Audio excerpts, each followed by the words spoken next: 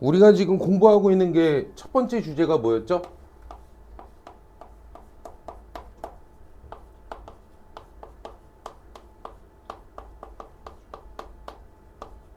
윤리학의 분류였습니다. 윤리학의 분류.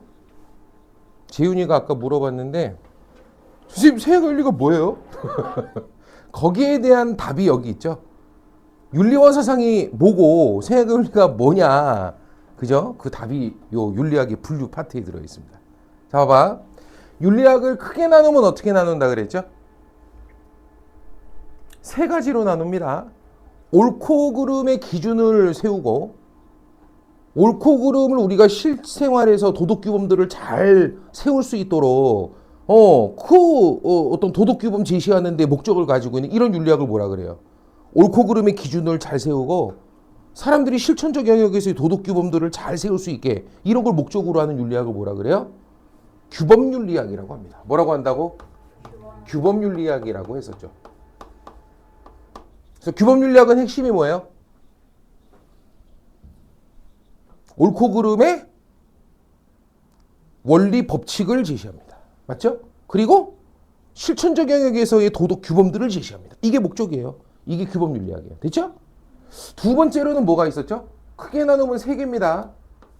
메타 윤리학이 있었고요. 뭐가 있었고요? 그 다음 세 번째가 뭐가 있었어요? 기술 윤리학이 있었죠. 이게 크게 나눴을 때 이렇게 세 개고요. 작게 나누면 네 개가 되죠. 규범 윤리학이 몇 개로 나뉩니까?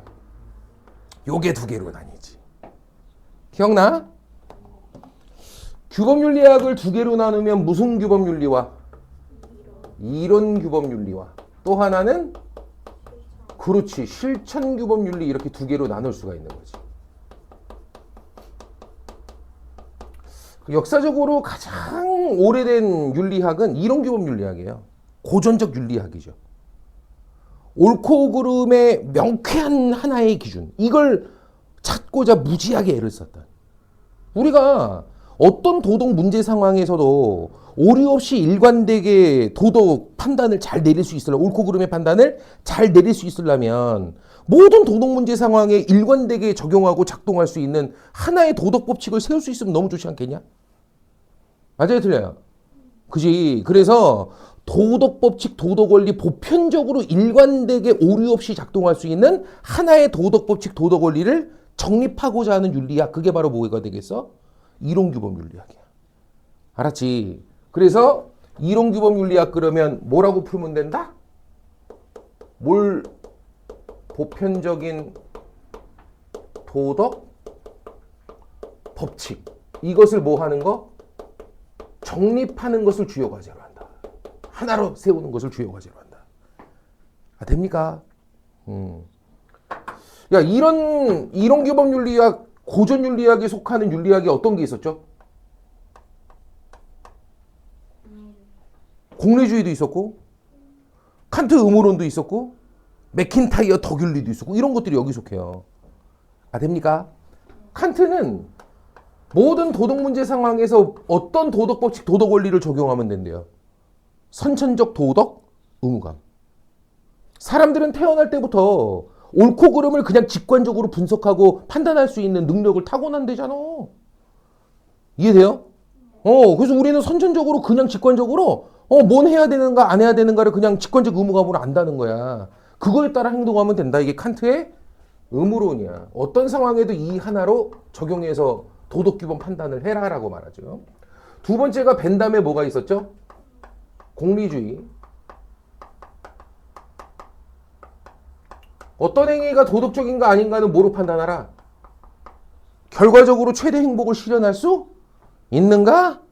없는가? 이걸로 판단하라는 거야. 됩니까? 그 행위로 인하여 최대 다수의 쾌락 행복에 도달할 수 있는 뭐 그런 것들은 도덕적인 거고 결과적으로 그런 걸 가지고 오지 못하는 건 비도덕적인 것이다. 뭐 이런 얘기죠. 이해됩니까? 이게 벤담의 공리주의입니다. 이 원칙 하나로 모든 도덕규범 판단을 하라라고 얘기하죠. 세 번째가 뭐 있었죠? 맥킨타이어의 덕윤리가 있었죠. 이건 아직 안 했어요. 좀 기다리세요. 되지? 야, 문제는 뭐야? 칸트, 벤담, 맥킨타이어 모두 나름대로 일관되게 오류 없이 작동할 수 있는 도덕 원리랍시고 이런 원리들을 제시를 했거든요. 근데 저게 오류 없이 일관되게 완벽하게 작동을 잘 하드나? 안 되더라고요. 다 오류 투성이고 모순 투성이더라는 거야. 이해되냐? 아니 선천적 도덕 의무감에 따라서 우리가 직관적으로 판단해 보세요. 거짓말은 파래요, 빨개요? 재훈아, 거짓말은 네 직관으로 볼 때 빨개요, 파래요? 뭐야? 그게 판단이 안 돼? 거짓말 그러면은 삐뽀삐뽀 이렇게 emergency 이렇게 막 울려요. dangerous 이렇게 울려요. 아니면 막 good, 막 fantastic 막 이렇게 울려요. 그래, 빨갛빨갛 터져. 이해돼요? 그 직관적으로 그렇게 인식되는 건 절대 하면 안 된다는 거야. 절대 변하지 않는 원칙으로서 우리는 인식할 수 있는 선과 악이 있고 이런 것들은 변하지 않는 기준으로 작용하니 그냥 직관적으로 빨간 것들은 하지 말라는 거거든. 내 말 이해됩니까? 너 독립활동하다가 일본군한테 잡혀갔어. 돼요?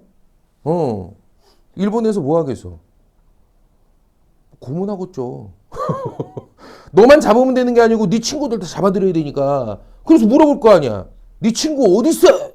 뭐라 그래야 돼? 그 말해줘야 돼? 그렇다고? 이 새끼야, 친구를 위험에 빠뜨리고 배신 때리는 것도 빨갛지 않니? 너 머릿속에서? 맞아요, 틀려요. 근데 그걸 갖다가 바로 불어버린다고? 아, 성환이 주소가 이러구나. 저 새끼 지금 어디 있고 다 불면 안 되지. 그렇다고 거짓말을 할 수도 없는 거죠. 모른다 그러면 뭐가 돼요? 그거 거짓말이 돼버리죠. 거짓말도 빨간 건데. 내 말 이해됩니까? 지금 보니까 칸트 음울은 문제 있어요, 없어요? 있다고. 절대적인 기준으로서 선천적 도덕 의무감으로 판단되는 선과 악이 절대적으로 그냥 구분된다라고 하는데 모순이 있다는 거야. 공리주의도 문제 돼야 안 돼요? 이거 문제 됩니다. 그럼 뭐 이렇게 코로나20 같은 거 딱 나타나면 그냥 초장에 이제 코로나20 걸린 사람들 한 10명쯤 딱 걸렸으면 걔네 잡아다가 그냥 불태워버리면 되겠네. 그게 피해를 최소화하는 방법 아니야? 최대 이익에 부합되는 거 아닌가? 아, 맞아요, 틀려요. 그럼 우리나라 국민들 뭐 4천만 좀 이익을 얻기 위해서 한 10명쯤은 죽여도 되는 거죠. 공리주의는 그거 옳다가 돼버려요. 이렇게 되면. 최대 이익에만 부합하면 되는 것이니까. 내 말 이해되나? 알았지? 그러니까 얘네 둘 다 어때? 모순이 있어, 없어? 있어. 이런 도덕원리, 도덕법칙으로 모든 상황에 일관되게 하나의 도덕법칙을 우리가 적용하기에는 보편적 원리로서 다 모순이 있고 한계가 있다고. 되십니까? 그래서 결국 다 실패했어. 보편적 도덕원리, 도덕법칙을 세우는데 다들 실패했단 말이야. 됐습니까?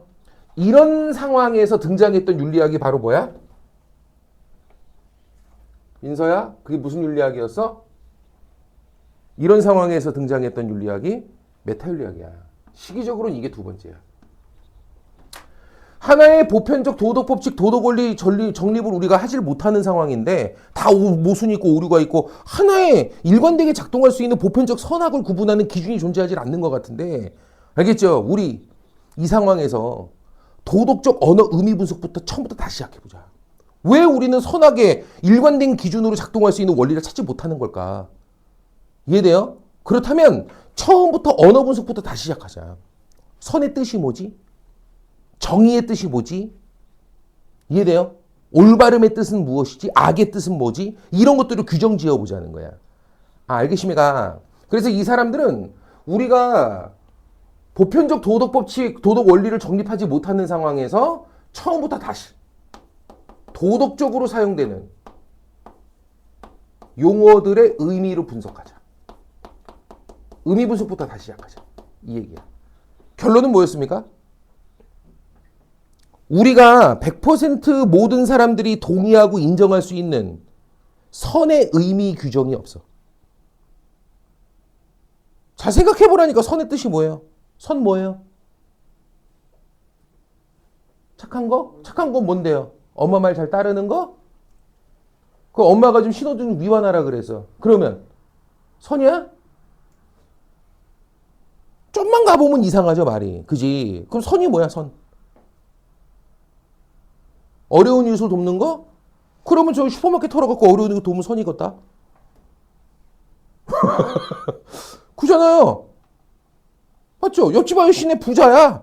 좀 훔쳐가도 저 사람은 별 피해가 없어. 훔쳐갖고 어려운 사람 도와주면 선이겠네. 이해돼요? 그리고 선은 그것만으로 규정하기도 어려울 테고, 선의 뜻, 정의의 뜻, 올바름의 뜻에 대해서 우리는 공유할 수 있는 하나의 정의를 못 내린다니까. 의미 규정을 못 한다니까, 우리.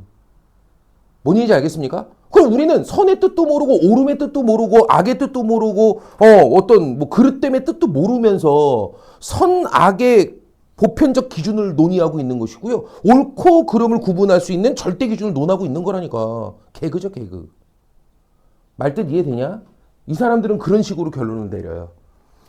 또 하나는 이론규범 윤리학자들이 나름대로 이거는 절대적인 도덕명제 아닐까라고 제시했던 도덕명제들이 있어. 성환이 저 또 시작했다 이거. 한 일주일 내가 잘 간다 했다 이 새끼야. 그죠? 또 유치이탈 또 시작한다. 안 돼. 정신 차려.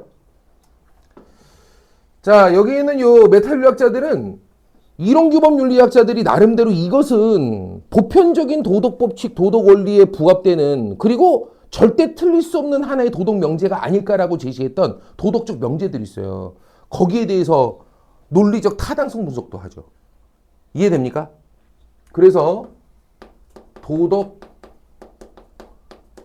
명제들에 대한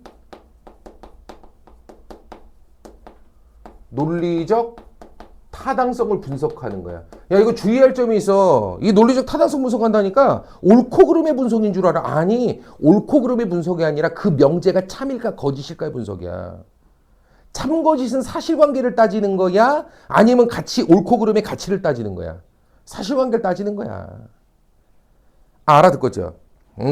그래서 이들은 논리적 명제에 대한 논리적인 타당성을 추정해서 이게 참인 명제일까 거짓인 명제일까를 구분하는 거야. 알았지? 야, 공리주의의 기본이 뭐야? 왜 최대 다수, 최대 행복, 최대 쾌락을 내는 것을 선이라 말해? 사람들은 다 뭘 좋아해? 쾌락을 좋아하잖아. 사람들은 다들 뭘 싫어해? 고통을 싫어하잖아. 그러니까 쾌락은 선이요. 고통은 다 쾌락 들리면 좋은 거야. 그러니까 최대 다수 쾌락. 이게 선이야. 이러고 말하는 거 아니야. 맞죠? 지금 말하는 거 논리적인 명제의 논리적 타당성 한번 따져봐봐. 많은 사람들은 뭘 좋아해? 쾌락을 좋아하고 뭘 싫어해? 고통을 싫어해. 이건 사실이라고 가치라고?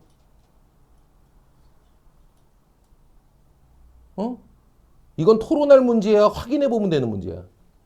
확인해보면 되는 거야. 사람들한테 설문조사 해봐. 다 쾌락 좋다 그러고 고통 싫다 그러지. 그럼 이건 참거짓으로 떨어지고는 사실관계를 따지는 거야. 사람들은 다들 쾌락을 좋아하고 고통을 싫어. 이거는 설문조사 해보면 확인할 수 있어, 우리가. 이해돼요, 안 돼요? 그러므로 쾌락은 선이요, 고통은 악이다. 야, 이게 논리 구조가 이상하지 않아? 사람들은 쾌락을 좋아해. 그러니까 선. 사실관계가 이러하니 이건 선. 이게 뭐야? 사실로부터 어떻게 가치가 노출되냐고. 이해돼요, 안 돼요? 되죠? 커피를 마시면 기분이 좋아. 커피는 선.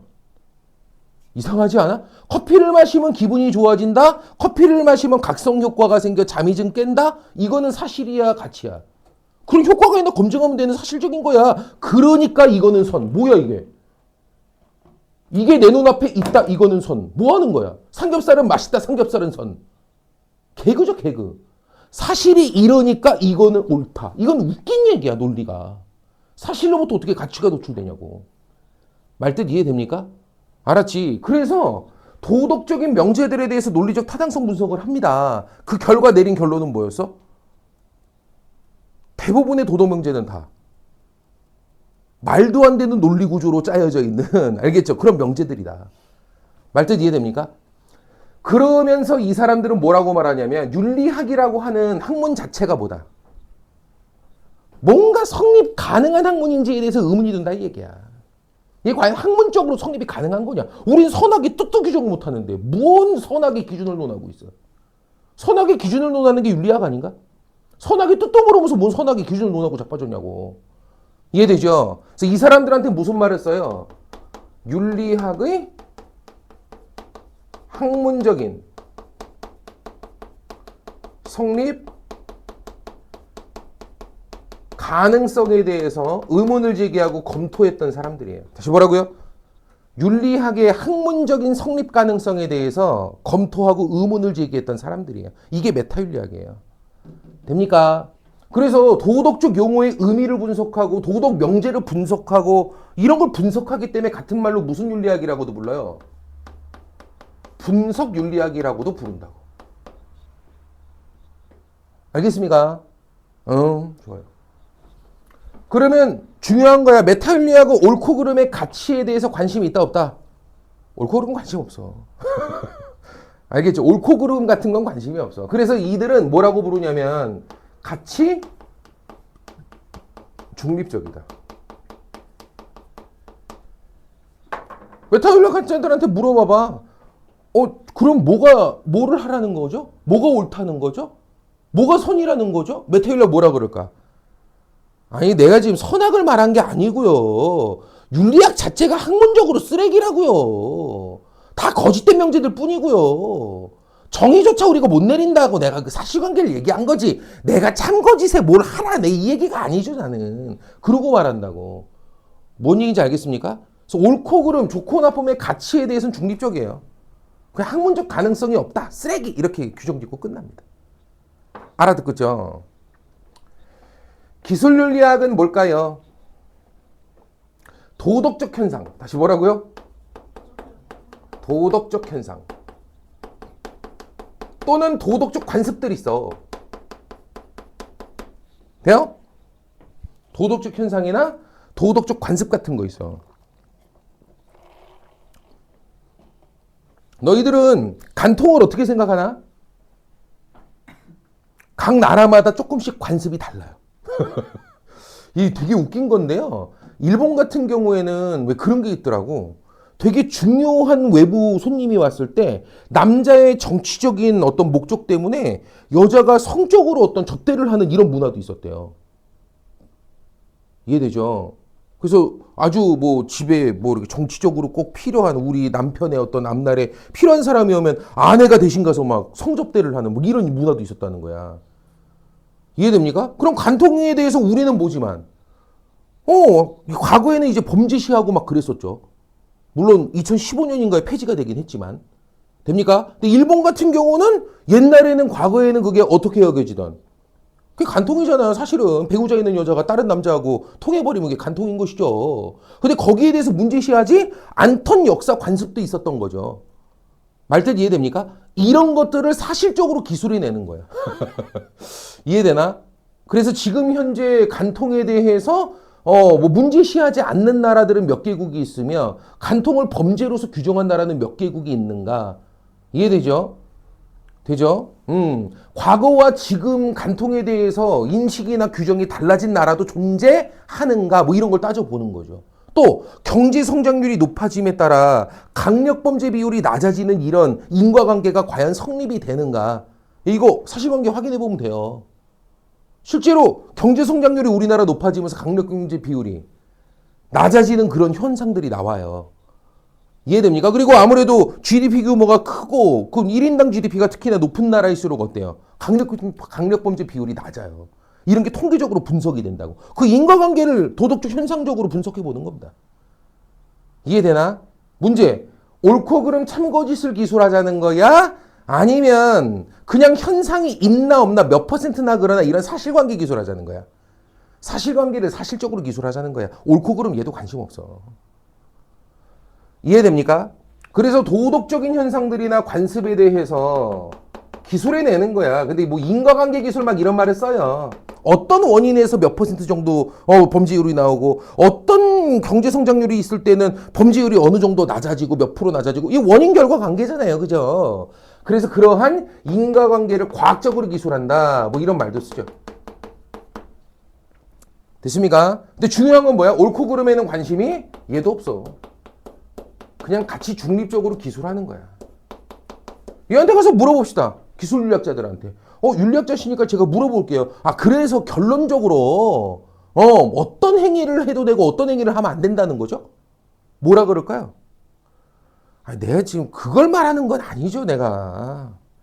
그냥 이런 현상들이 있다고요. 과거부터 지금까지 각 나라마다 비교하고 분석하고 통계내고 하다 보면 이런 현상들이 원인 결과 관계로서 존재한다고요. 난 그걸 말하는 거지. 뭐가 옳다라는 걸 내가 제시하는 건 아니죠. 라고 이야기한다고. 알아듣간?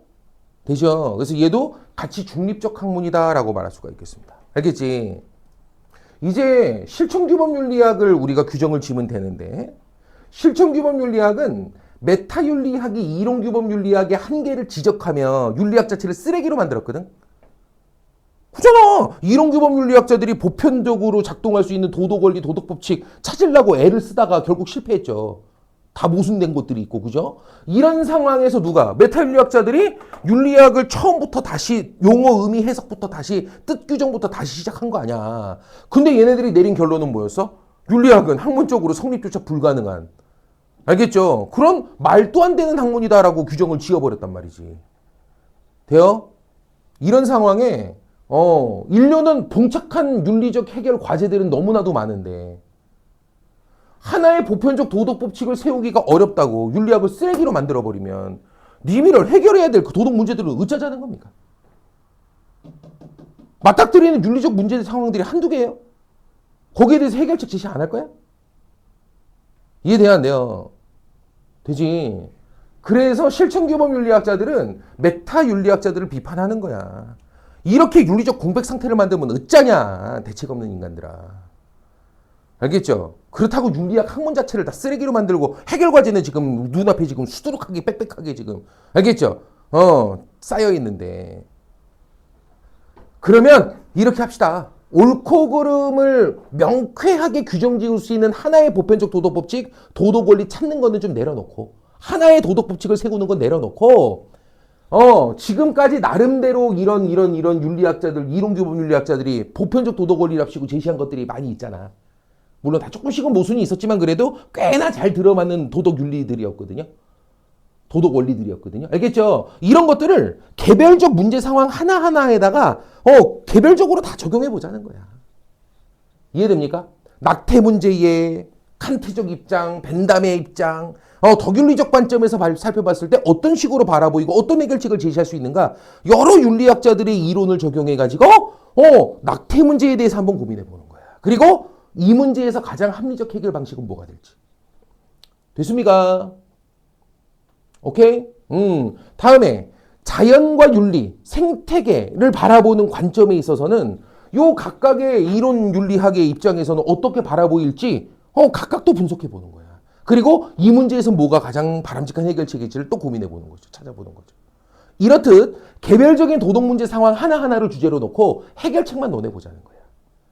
알겠습니까? 물론 기존의 도덕 이론들을 개별적 문제 상황에 개별적으로 다 적용을 해요. 그리고 각각의 상황에서 최적의 해결책들을 독자적으로 찾죠.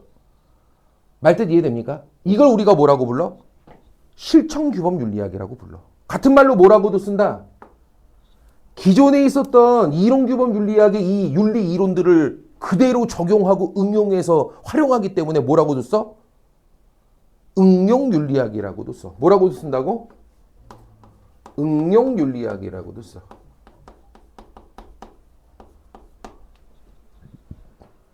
돼요?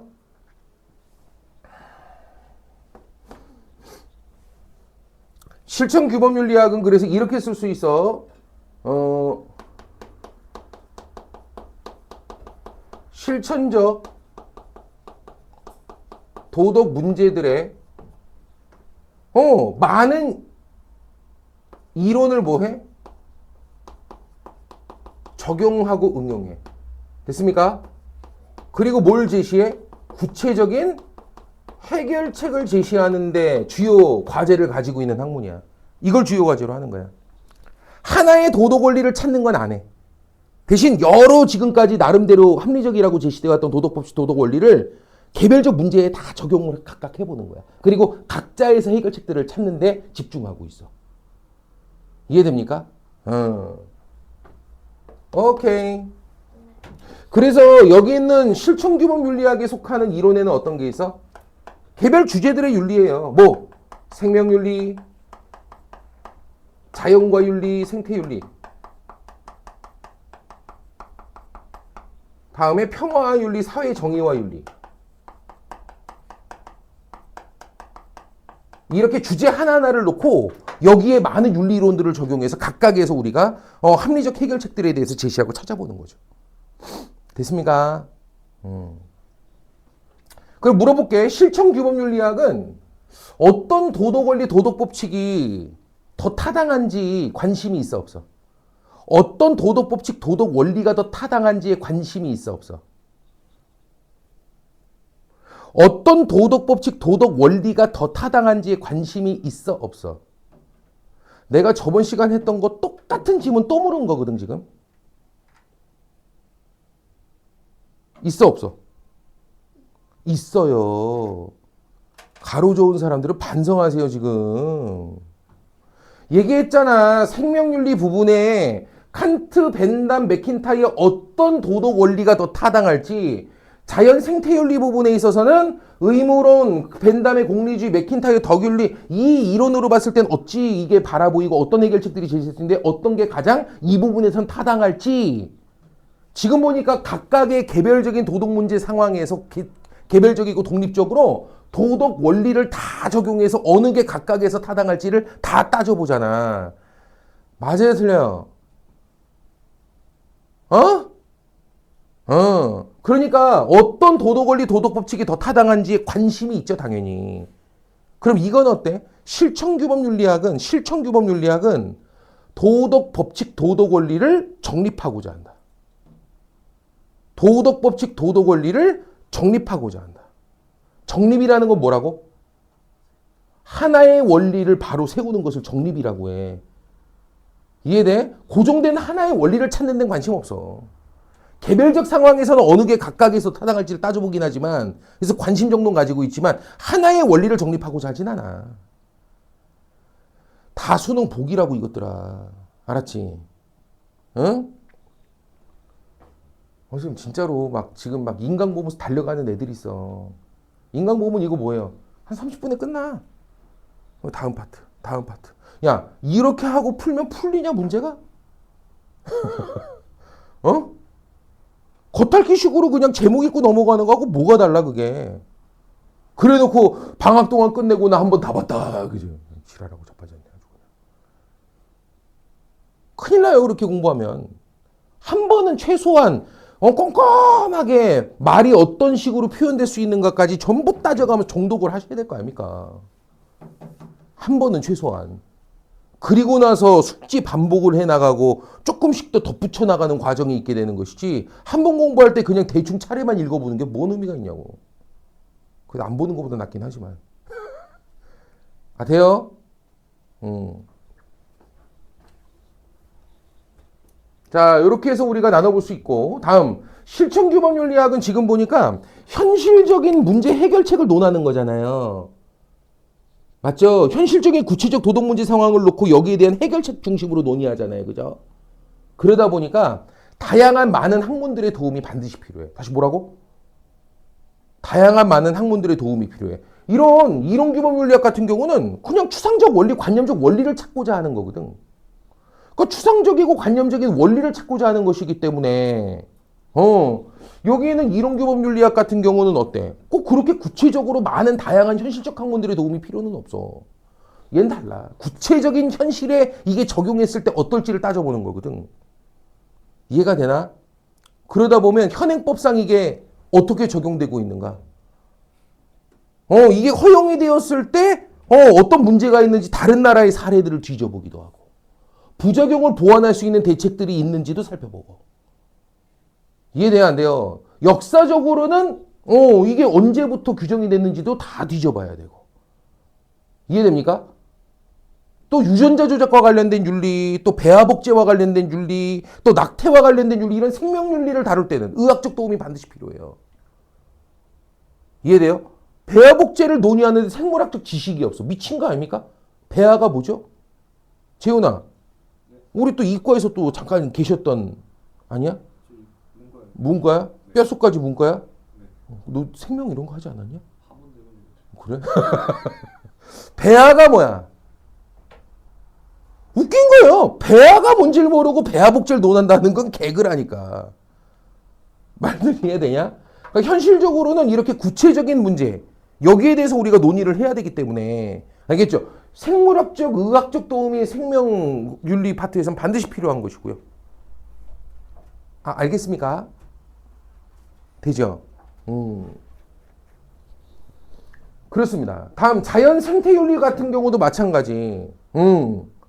동물까지 인간과 대등한 도덕적 지위를 부여하자라고 말하는 동물 중심 윤리 사상가들도 있고요. 무슨 소리야? 동물을 넘어 식물까지도 같이 우리가 바라봐야 된다라고 인식하는. 그래서 실천규범 윤리학은 현실적인 해결책에 대해서 직접적으로 제시를 해야 되기 때문에 현실적인 다양한 학문들의 도움이 반드시 필요해요. 그래서 이 성격을 뭐라고 부른다? 학제적 성격. 무슨 성격? 학제적 성격이다 이런 말을 쓰게 되죠. 되나요? 좋아요. 자, 이렇게 해서 우리가 저번 시간 공부했던 거 복습을 한번 잠깐 해봤는데 이제 오늘 진도입니다.